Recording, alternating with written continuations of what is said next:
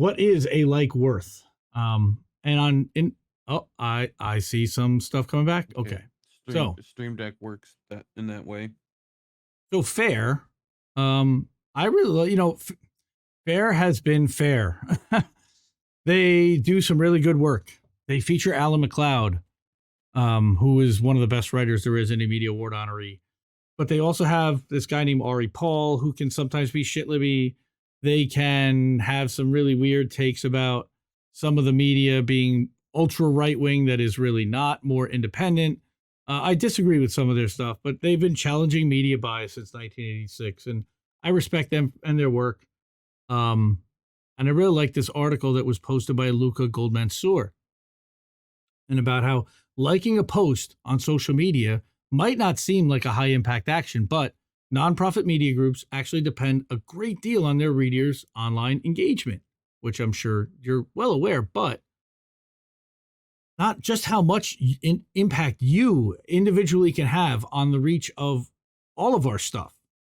All right, when people like, comment, share, and click on the links of independent media posts on a site like Facebook, it tells Facebook's algorithm that this is content it should show to others.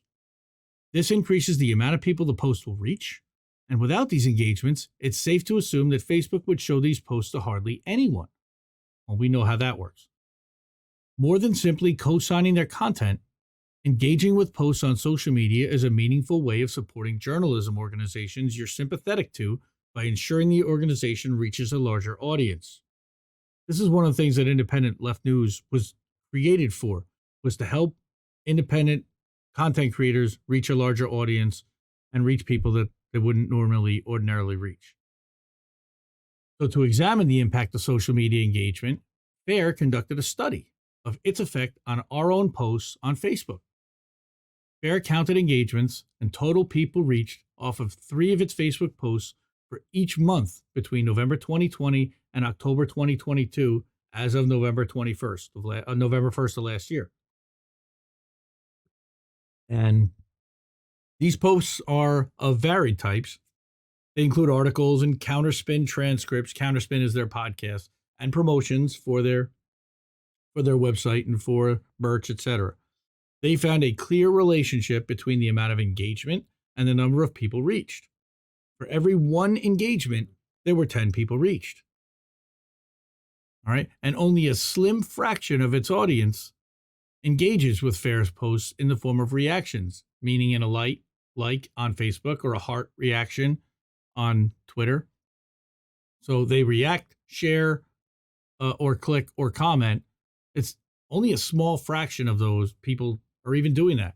And this fraction of those who engaged, depending on if the post was an article, a transcript, or a promotion, they broke all of this down.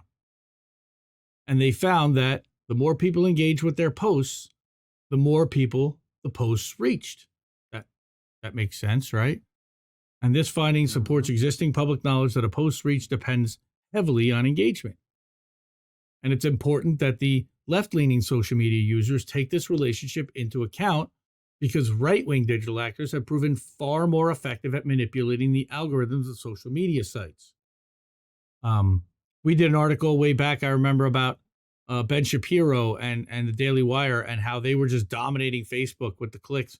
And there was some kind of link between a bunch of different groups that were interconnected, and they were getting like 20 times the reach of any corporate network. It made no sense, but they were figuring out how to game the algorithm. For all the accusations that social media sites are run by, quote, woke mobs, there's actually an overrepresentation of right-wing media on social platforms. Right? And because journalists often rely on these platforms to assess which stories should be told and how they should be framed, the online right has exerted significant influence over what stories corporate media decides to cover. I don't know how much I agree with that, but sure. I mean, it's not corporate. It's not that the right-wing sites have, it's that corporations have, and what's corporate friendly is usually aligned to the right wing more than to the left. This overrepresentation of right-wing views in corporate media makes it all the more important that an organization like FAIR, working to expose corporate media bias, gets its message across on social platforms, which is absolutely true. But their study found that on average, and this is pathetic, only 2.7% of the people reached by one of their posts will ever like it. Promotional content like fundraising pitches fared even worse, with only 1.6% of people reached liking those. And it's to understand why this might be. Who truly likes fundraising pitches anyway? Unless you're extremely well off, you can't be expected to contribute to every fundraising drive for every nonprofit. I was doing a bunch and I had to cut back quite a bit just now. So you might think the best thing to do is just keep scrolling, but to like a fundraising post without donating might seem hypocritical, right? But actually, what it does is, don't think that way. It's actually a free method of putting that fundraising pitch in front of someone who might be more willing to contribute this time around. Because when you like it, your entire network could potentially see that. Bottom line is that if you're interested in helping nonprofit organizations and independent media, like FAIR or like Indie Left News and INN and RBN and all the other organizations and all the other nonprofits and all the other independent media that we cover and support and amplify to help get their word out on social media, countering the right's digital influence and corporate media's digital influence, it's worth interacting more with posts that you think others should see. Totally, 100% agree.